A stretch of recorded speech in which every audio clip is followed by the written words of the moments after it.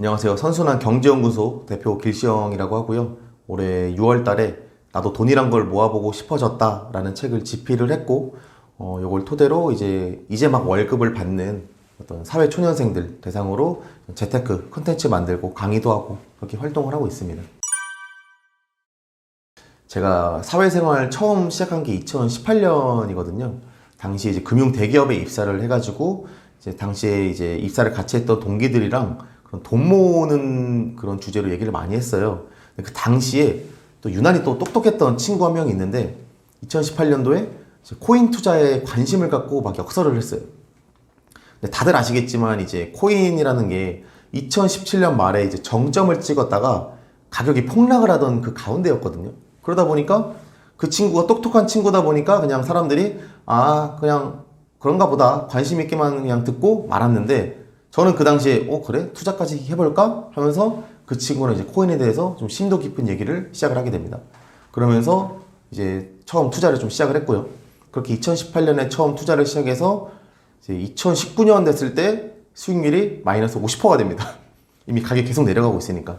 근데 당시에 뭐 가격이 내려갔다고 뭐 마음이 흔들리거나 돈을 빼야지 뭐 이런 생각한 게 아니라, 어쨌든 지금 장기적으로 우상향 할 거다라는 어떤 그런 개인적인 어떤 생각과 믿음 때문에 오히려 돈을 더 넣었죠. 당시 저도 모은 돈이 없다 보니까 소위 말하는 영끌족의 어떤 시초가 저였기도 한데요. 그 당시에 돈을 모아가지고 결국에는 더 투자를 했죠. 그래서 결론적으로는 제가 이제 2020년 넘어서 2021년 됐을 때 이제 소위 말하는 대박이 났고 큰 돈을 벌 수 있었습니다. 당시에 진짜로 흔들린 적은 없었어요. 왜냐면은 단기간 뭐 1년, 2년 본 게 아니라 앞으로 뭐 3년, 4년, 5년 쭉쭉쭉 장기적으로 우상향할 것이라는 믿음이 있어가지고 뭐 흔들리진 않았습니다. 뭐 단기적인 어떤 시장 가격을 예측하기는 쉽지가 않아요. 왜냐면은 지금 당장만 보더라도 뭐 코인 ETF가 뭐 지금 승인이 됐니 마니 때문에 막 가격이 오르고 내리고 이런데, 단기적으로 뭐 가격이 어떻게 될 거라고 말씀 못 드리겠지만 지금도 예전에 생각했던 것과 그 생각은 변함이 없습니다. 장기적으로는 계속 우상향해 갈 것이다. 벌었을 당시에 당연히 기분은 너무 좋았습니다. 기분 좋았고, 이제는 내가 더 이상 일을 하지 않아도 된다라는 기쁨이 제일 컸던 것 같아요. 이제 직장 생활 해보신 분들은 알겠지만 이 회사 생활 하는 게 되게 고역이잖아요. 이제 퇴근도 늦게 하고 막 이러면은 몸도 힘들고 마음도 피곤하고 이런데, 이제 돈을 벌고 나니까 제가 그때 당시에 퇴사를 결정하게 됐습니다. 퇴사를 하게 되니까 이제 더 이상 내가 일을 하지 않아도 된다. 나도 이제 파이어족이다. 이런 생각이 사실 굉장히 컸죠. 주변에서 당연히 많이 부러워했고, 사실 저는 누군가한테 나 따라서 투자해라, 너도 큰 돈 벌 수 있다라는 말은 안 했는데 저도 모르게 뒤에서 저를 따라서 투자를 막 했더라고요. 그런 분들이 많았고, 결국 나중에 뭐 자산 가치가 계속 뭐 오를 수는 없잖아요. 언젠가는 떨어지기 마련인데, 당시에 뭐 저도 조금 돈을 정리하면서 이제 좀 방어적인 기제로 돌아섰을 때 그 친구들이 나도 너 따라 샀다 그랬냐, 돈은 벌었냐 했더니 돈 잃었다 라고 하니까 괜히 약간 미안해지는 마음이 좀 있더라고요. 제일 먼저 돈 썼던 얘기를 하시는 건가요? 뭐 돈 썼던 일 치면은 뭐 굳이 차를 하나 샀던 거? 이제 30살 초반 돼가지고 차 하나 갖고 싶다는 열망이 다 크잖아요. 그냥 그걸 한번 잃었던 것 같아요. 근데 그렇다고 해가지고 뭐 비싼 외제차를 사고 이런 건 아니고 그냥 국산차 타면서 그래도 이동의 편의성을 좀 도모했다거나 할까? 근데 저도 이제 돈 벌기 전에 돈 많이 벌면 주변에서 돈 빌려달라는 얘기 그렇게 많이 온다고 들었는데, 저는 진짜 신기하게도 한 명도 없었습니다. 돈 빌려달라는 친구 한 명 없었고, 오히려 저한테 투자 어떻게 했냐고 물어보는 친구들은 많았죠. 근데 그런 친구들한테도 나 이런 것만 투자했다, 너도 해라까지는 말 안 했는데 결국에 따라 사더라고요. 결국 그렇게 돈을 벌고 나서 제가 이제 퇴사하고 한 2개월 정도는 되게 좋았다고 말씀드렸는데, 사실 그 인간의 그 보상 체계, 그 도파민이라는 게 그렇게 오래 가지 않습니다. 그럼 이제부터는 이제 앞으로 나 어떻게 살아가야 되는가에 대해서 좀 생각을 해봐야 되는데, 당시에 저를 따라서 투자했던 친구들이 돈을 잃는 걸 보고 좀 약간 마음이 안 좋았어요. 난 사라고도 안 했지만 결국에 사람의 심리라는 게 주변에서 누가 이렇게 큰 돈을 벌고 성공했다고 하면은 영향을 받을 수밖에 없겠구나. 심지어 당시에 이제 기사도 보면은 이 코인 가격이 막 하락하면서 이 사회적인 문제까지 대두가 됐거든요. 소위 말하는 뭐 비투, 영끌족 이런 사람들, 청년들의 문제가 막 대두되면서 막 안 좋은 소식도 들리기도 하고, 이러면서 저 나름대로 어떤 그 특정한 그런 사명감을 갖게 됐어요. 뭐랄까. 아, 내가 이래서는 안 되겠다. 내가 지금 투자를, 내가 결론적으로는 큰 돈을 벌어서 투자를 성공했다고 말을 할 수 있겠지만, 실질적으로 내가 재테크를 잘한다고 말은 할 수 있을까? 이거에 대한 질문에 대해서 그렇다라고 저 스스로 답변을 못 하겠더라고요. 그러다 보니까, 아, 나 이제라도 지금 올바른 재테크란 무엇인가에 대해서 공부를 좀 시작해 봐야겠다라는 생각을 했고, 내가 만약에 과거의 신입사원인 나를 마주한다면은 내가 어떤 얘기를 해줄 수 있을까? 이 고민으로 처음부터 딱 썼습니다. 재테크를 왜 해야 되는가라는 본질적인 질문부터 어떻게 해야 되는가, 그렇다면 어디에다가 투자를 해야 되는가에 대한 내용을 쭉 쓰기 시작했고, 한 2, 3개월 정도 되니까 이 A4 용지로 한 170장 정도가 되더라고요. 그래서 이걸 정리해서 결국 출판사랑 엮어가지고 냈던 책이 이제 올해 6월에 냈던 나도 돈이란 걸 모아보고 싶어졌다라는 책이고요. 그런 단기간에 어떤 큰 돈을 벌 수 있었던 얘기가 아니라, 재테크란 저는 궁극적으로 노후 대비를 위한 길이다라고 여러분들께 계속 말씀드리거든요. 어떻게 하면 내가 30살에 취업을 시작해서 60살 은퇴하기 전까지 30년 동안 올바른 재테크할 수 있는 방법에 대해서 얘기를 좀 썼고, 좀 여러분들도 이제 그런 데에 좀 초점을 맞춰서 투자를 해보면 좋지 않을까. 일단 제일 큰 거는 가장 첫 번째는 인생의 귀인이라고 하죠. 그 좋은 친구를 만나서 좋은 기회에 대해서 좀 접할 수 있었던 게 제일 큰 것 같고, 두 번째가 결국에는 좀 장기적으로 좀 그 블록체인, 코인 시장이 우상향할 거다, 성장할 거라는 믿음? 요게 사실 제일 컸던 것 같습니다. 그렇기 때문에 어떤 단기적인 가격의 변동에도 흔들리지 않았던 것 같기도 하고요. 좀 저는 약간 투자를 할 때 좀 장기적인 관점에서 투자를 좀 하거든요. 그러니까 예를 들어서 10년 넘어서 20년, 30년 뒤에도 이 시장이 살아남을 것인가에 대한 생각을 좀 갖고 투자를 해야 된다고 생각을 하는데, 지금 대부분 투자를 하시는 분들이 20, 30년 정도 투자하면 우상향할 것이다 라는 믿음은 다들 갖고 계세요. 그럼에도 불구하고 약간 투자를 함에 있어서 약간 실패를 하게 되는 이유가 뭐냐면은 좀 단기적인 대응을 하는 과정에서 발생한다고 생각을 하거든요. 장기적으로 20, 30년 우상향하는 거 나도 알아. 그렇지만 지금 단기적으로 이 지금 시장이 흔들리고 있고 누가 보더라도 가격이 떨어질 것 같은데 이거를 처분 안 하고 있어? 이건 말이 안 돼 하면서 단기적으로 대응을 합니다. 그렇게 해서 자산 가격을 다 파는데, 팔고 나면 또 오히려 역설적으로 가격이 오르게 됩니다. 그럼 그때 또 이걸 또 따라잡기 위해서 추격 매수를 하고, 거기 또 가격이 내려가면 또 가격이 내려가고, 이런 것들이 반복되는 경우에 결국에는 장기적으로 좀 진득하게 투자한 사람보다 수익률이 낮을 수밖에 없다. 그래서 조금은 단기적인 대응보단 장기적인 추세를 믿고 좀 투자를 진득하게 해보면 좋지 않을까 생각을 합니다. 가장 큰 도움이요? 결국에는 그때 저한테 처음 코인을 소개해줬던 친구 영향이 일단 제일 큰 것 같고요. 왜냐면 그 친구 역시도 단기적으로 우리가 코인 가격이 막 급등할 거니까 이때 이것만 노리고 투자하자 이런 게 아니라, 지금도 장기적인 관점에서 우상향할 것이다 이런 믿음이 있었기 때문에 그 친구 영향을 가장 많이 받은 것 같고, 저 스스로도 투자를 할 때 그런 책을 많이 읽었던 것 같아요. 단기적으로 대응하는 것들은 결국 다 실패한다, 이런 것들 많이 접하다 보니까 결국에는 정답은 아니지만 어떤 해답은 있구나, 이런 걸 좀 깨달은 것 같습니다. 돈에 대해서 제가 비유를 하면은, 돈은 이제 신이다라는 표현을 많이 하거든요. 어쨌든 우리가 이 자본주의라는 시스템에서 살면서 돈이란 거는 정말 필수적이고 없어서는 안 되고 등지고 살 수도 없는 어떤 그런 상태에 놓여 있잖아요. 그러다 보니까 돈은 이제 어디에도 있고 어디에도 없는, 신도 이제 저희 마음속에 항상 있고, 눈엔 보이지 않지만 실체는 없지만 그런 내용으로 좀 비유할 수 있는데, 가끔 가다 보면 이제 돈에 대해서 좀 등지시는 분들이 있어요. 그 종교적인 신념이라든지 아니면은 여우의 심포도라고 하죠. 내가 지금 큰 돈을 벌 수 있을 거라고 기대하지 못하는 상황에 애초에 돈에 대한 반감으로 시작을 하는 그런 분들도 있는데, 제가 돈에 대해서 계속 관심을 가져야 된다, 신과 같은 존재다라고 얘기하는 이유가 뭐냐면은, 꼭 우리가 돈이라는 거를 큰 돈을 벌고 일확천금을 얻는 데 목적을 두지 않아도 되거든요. 제가 항상 재테크 책에도 썼지만, 재테크의 궁극적인 목적은 안정적인 노후 대비로 가야 된다라는 말을 계속해서 역설을 합니다.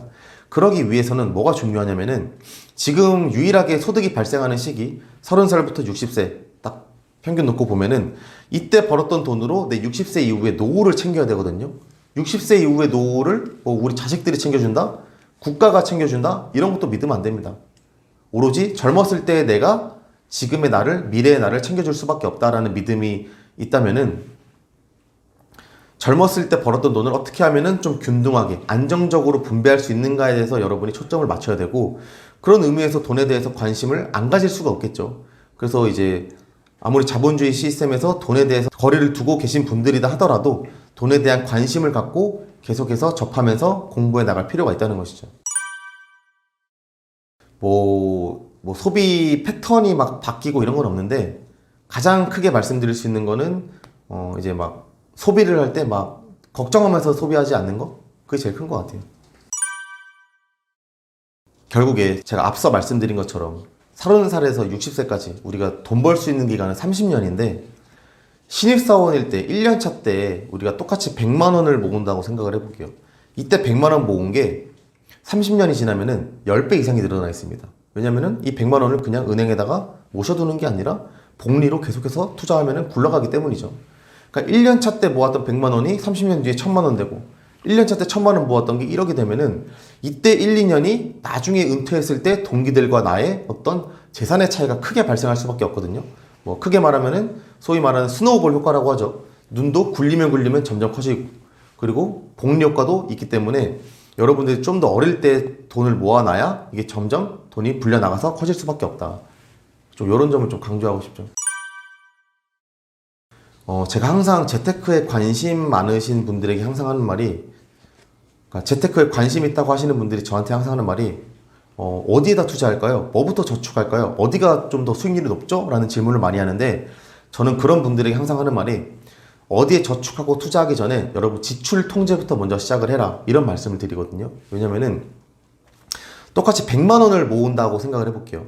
100만 원을 모으기 위해서 저축을 한다고 하면은 365만 원을 매월 적금을 해야 이자로 100만 원을 받습니다.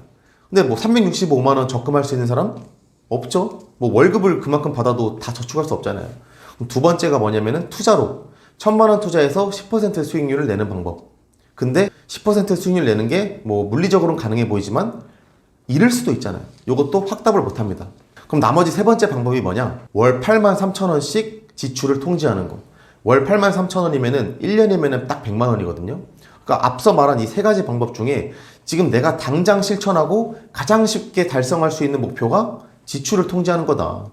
그래서 항상 이제 재테크를 시작한다라고 하면은 지출을 통제하는 거에 대해서 좀 중점적으로 여러분들께 얘기를 하고, 우리 뭐 커피를 한 잔 마신다 하더라도 요새 직장인들 분들 중에 커피 안 마시는 분들 없잖아요. 커피 한 잔에 뭐 브랜드 커피는 뭐 4,500원 내지는 5,000원까지 가는데, 요새는 또 저가형 커피가 나왔습니다. 저가형 커피가 나와서 뭐 1,500원짜리, 뭐 심지어 1,000원짜리도 팔아요. 그러면은 브랜드 커피 먹던 거를 저가형 커피로만 바꾼다 하더라도 월 한 3,000원? 그러니까 하루에 3,000원, 4,000원을 아낄 수가 있는 건데, 뭐 3,000원을 아낀다 치면은 20일 영업일 기준으로 6만 원입니다. 6만 원이고 한 달에 6만 원인데 1년이면은 이제 72만 원이 되죠. 72만 원 모은 게 뭐 30년 일한다 치면은 뭐 1,000만 원이 되고, 여기 또 복리로 굴러가면 돈이 점점 커집니다. 제가 드리고 싶은 말씀이 뭐냐면은 지출을 통제하는 게 가장 재테크의 시작이고, 그 중에서 가장 실천하기 쉬운 게 지금 내가 습관적으로 소비하는 거를 좀 바꿔라. 제가 이제 소위 말하는 짠테크라는 용어 있잖아요. 제가 좀 이제 짠테크라는 용어를 싫어하는 게 뭐냐면은, 짠테크라고 하면은 당장 뭐 이제 모든 소비에 대해서 아껴야 된다라는 어떤 생각을 좀 갖게 되잖아요. 근데 우리가 모든 일생을 다 짜게 살 수는 없습니다. 그러다 보니까 뭐 언어가 관념을 또 지배한다라는 말이 있잖아요. 그러다 보니까 짠테크 대신에는 좀 합리적인 소비를 하면 어떤가라는 말로 좀 저는 대체를 해서 표현하고 싶고, 그 합리적인 소비 중에 여러분들이 가장 먼저 실천할 수 있는 게 이 습관적인 소비. 습관적인 소비부터 한번 고쳐보자. 아까 말씀드린 것처럼 커피 마시는 거 그럴 수 있고요. 그리고 가장 대표적인 게 담배, 그리고 뭐 택시를 밥 먹듯이 타시는 거, 이런 것들부터 좀 지출을 통제하면서 재테크를 시작하면 좋겠다 말씀을 드리고 싶어요. 제가 이제 뭐 영상 보시는 분들은 다 투자에 일가견이 있으신 분들이라고 생각을 하고, 이제 막 투자를 해보고 싶다라고 하신 분들이 있다면 제가 꼭 말씀드리고 싶은 게, 투자를 할 때 시드머니를 모아라라고 말씀하잖아요. 이 말은 정말 폐기를 해야 된다. 오히려 이런 말들 때문에 투자에 대한 부정적인 인식을 초래한 게 아닌가라고 좀 말씀을 드리고 싶어요. 이제 보통 투자를 할 때 시드머니를 모으라고 말씀드리는 이유가 수익률 때문에 그렇거든요. 예를 들어서 100만 원으로 10% 수익률 내면은 10만 원이죠. 근데 1000만 원으로 10% 수익률 내면은 100만 원입니다. 그러니까 투자를 하기 위해서 내가 들였던 노고와 또 수고는 똑같은데 단지 시드머니가 크다는 이유만으로 10배의 수익률이 나는 거예요. 당연히 이런 것만 보면은 시드머니 모아서 투자를 해야겠다라고 생각이 들 수 있겠지만 반대를 생각해야 됩니다. 반대로 내가 돈을 잃었다면 어떨까요? 수익률이 마이너스 10%다라고 하면은 버는 것도 10배였지만 잃는 것도 10배입니다. 그러다 보니까 무슨 문제가 발생하냐면은 시드머니를 딱 모아서 바로 투자를 했어요. 투자를 했는데 바로 플러스가 나면 얼마나 좋겠어요. 근데 그렇지 않죠. 현실은 바로 마이너스가 찍힙니다. 그럼 과연 뭐 예를 들어 시드머니 1억을 모았다. 그리고 며칠 지나서 수익률이 마이너스 10%가 됐다. 1,000만 원 잃었다는 어떤 그 심정을 처음 투자하시는 분들이 견딜 수 있을까요? 절대 그렇지 않다는 거거든요.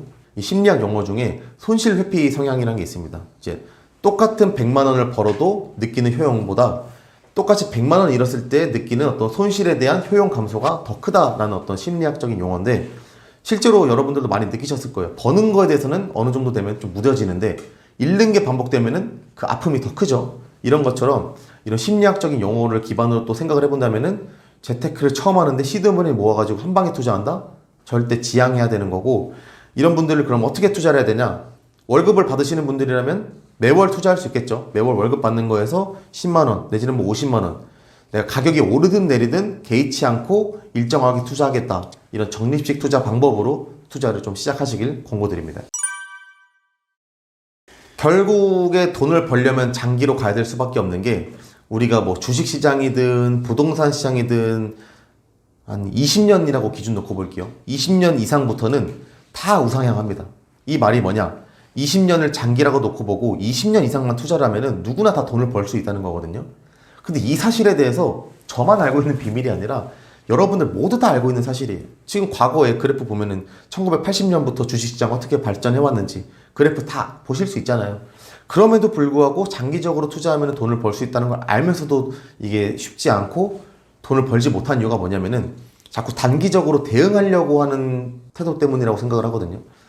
한 3년 안에 큰 목돈 벌어야지, 5년 안에 목돈 벌어야지 이런 생각으로 인해서 사고팔고를 반복하는 순간 장기적으로 진득하게 투자를 하는 사람보다 당연히 덜 벌 수밖에 없겠죠. 그리고 또 누군가는 예를 들어서 지금 누가 보더라도 앞으로 시장이 지금 경기 침체로 가고 주식시장 다 빠질 것 같다는 거를 누가 봐도 알 것 같아.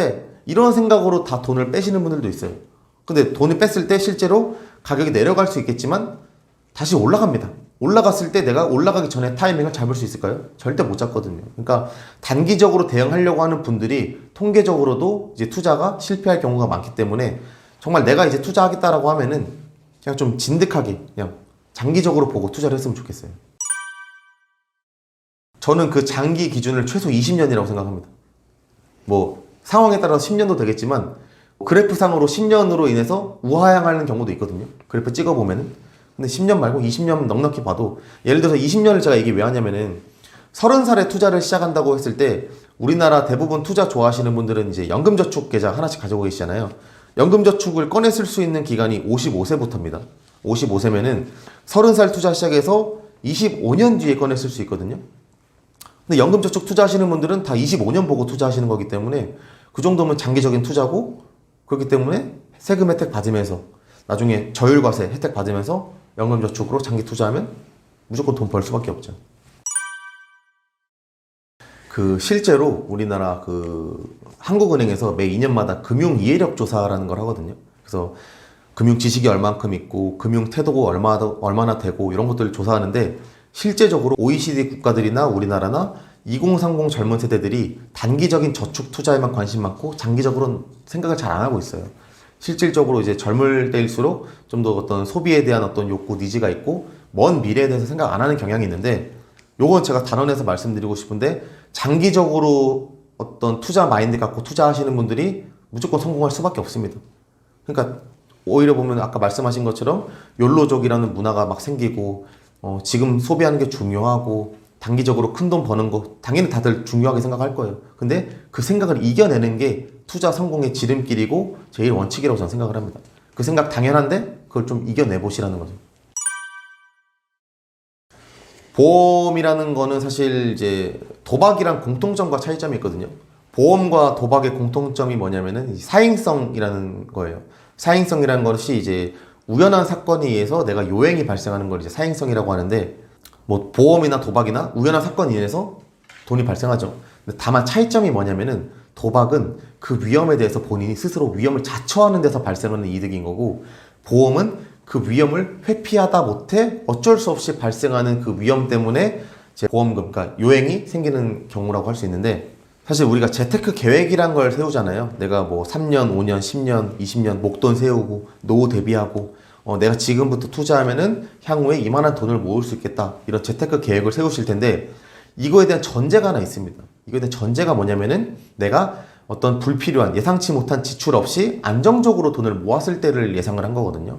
근데 우리가 살아가다 보면 인생이 또 그렇지만 않죠. 내가 몸이 아프거나 다쳤을 때, 또 부모님이 다쳤을 때, 혹은 내가 뭐 외제차를 박았을 때든지 큰 돈을 지출하게 되는 경우가 발생할 수밖에 없습니다.